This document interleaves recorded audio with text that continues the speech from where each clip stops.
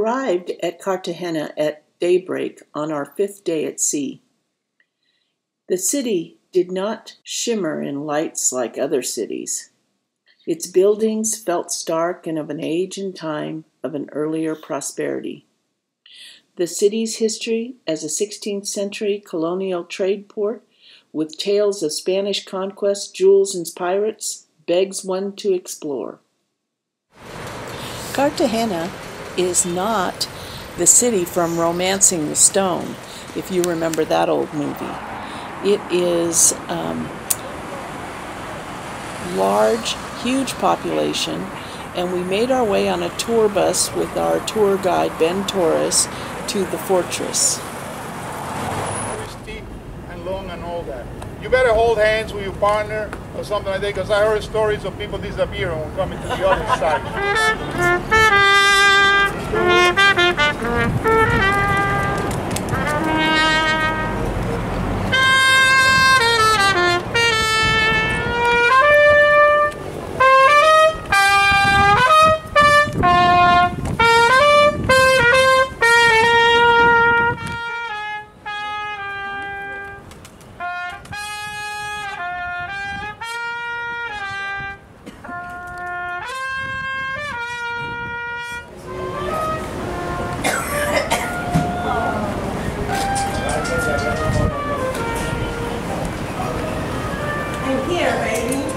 Good morning, sir.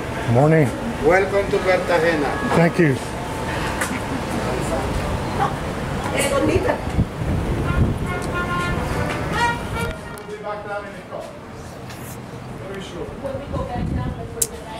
According to our tour guide, Ben Torres, Cartagena is divided into 6 specific economic groups, and according to what group you are is the neighborhood you will live in. So 1 would be the lowest economic neighborhoods, and 6 would be the highest.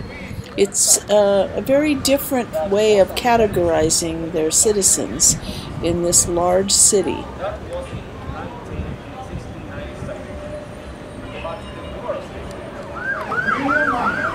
name was Don Blas.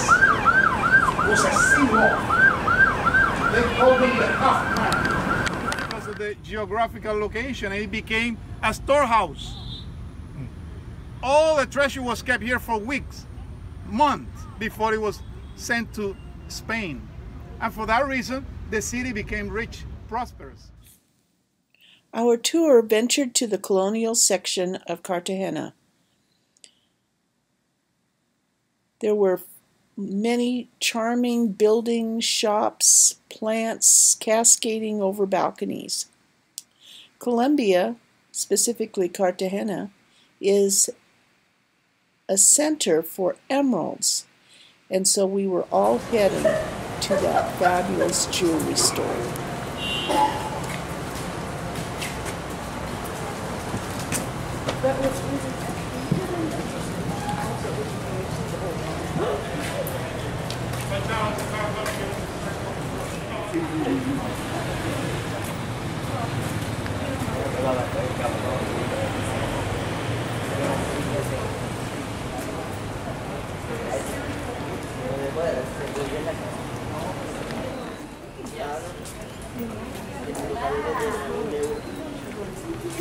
The door knockers that are throughout the colonial area of Cartagena depict who lived there. So a fish might be a fisherman.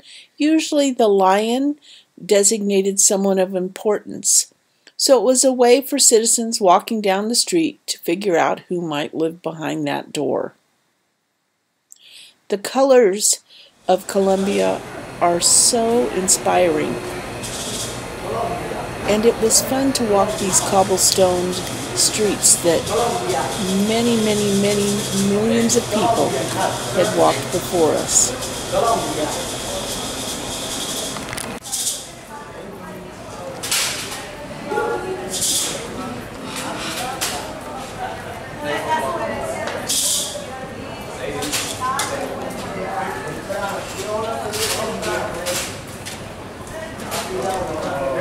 Que viene a 89 años, 90, esa que viene ahí. Nacido allá en el castillo, allá arriba. Y mira cómo viene. 90 años. La última.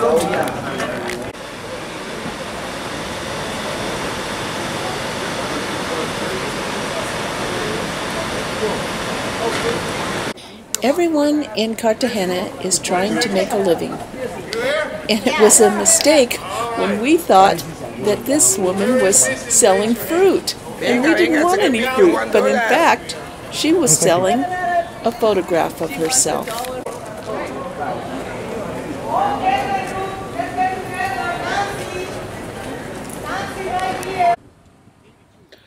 Our tour took us to the waterfront and onto a boat. And we got to travel throughout the bay, taking a look at the shoreline. It was interesting. There were lots of pelicans, but not much else. According to the people of the area, there's so much industrial sewage, I guess you would call it, from the factories into this bay that there isn't a lot of fish. And so you don't see fishermen here. There are people that are going from island to island and traveling around, but no one was actually fishing out of this bay. There were some major hotels along one side with beachfront property, and people were enjoying the sun and playing in the water. We got closer looks at some of these buildings that when you're coming in on the morning, they look like ghosts out there. Just so many of them, and they're all painted this white-gray color. Oh, Luis is going to take over now. It isn't until you get street level that you see the real colors of Colombia. Oh, Venezuelans are coming here a lot. Venezuelan people coming to Colombia now. You know they're having problems, right? So that's the thing about this. The people, they come here. 1708. One of the richest, the galleons with the Many of the sailboats, although they had port names from like Washington or California, looked like they had been here for quite a while. $30 billion or more. In 1985, this salvage company from the US.